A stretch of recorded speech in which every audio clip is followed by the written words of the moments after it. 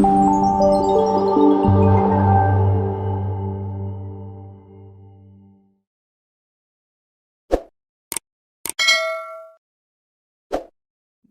যুগে যোগাযোগ ব্যবস্থা একটি খুবই উন্নত এবং জনসাধারণের মধ্যে প্রচলিত ব্যবস্থা।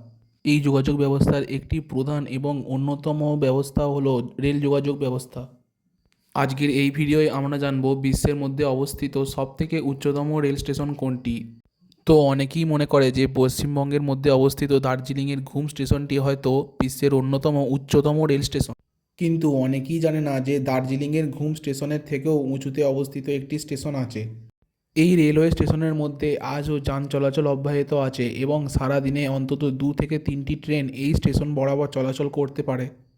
তো বন্ধুরা, সেই স্টেশনটির নাম হলো টাঙ্গুয়াং রেল স্টেশন। এটি তিব্বতে অবস্থিত এবং ভারতসহ পৃথিবীর মধ্যে সবথেকে উঁচুতম অবস্থিত রেলওয়ে স্টেশন। এই টাঙ্গুয়াং রেলওয়ে স্টেশনের থেকেও একটি বড় রেলওয়ে স্টেশন আমাদের ভারতবর্ষের মধ্যে কাশ্মীরে তৈরি হচ্ছে। এটি তৈরি হওয়ার পরে টাঙ্গুয়াংয়ের থেকেও বৃহত্তম রেল স্টেশন হয়ে যাবে কাশ্মীরে অবস্থিত এই রেল স্টেশনটি। তবে বন্ধুরা, এই টাঙ্গুয়াং রেলওয়ে স্টেশন তিব্বতের মধ্যে অবস্থিত একটি জনপ্রিয় রেলওয়ে স্টেশন।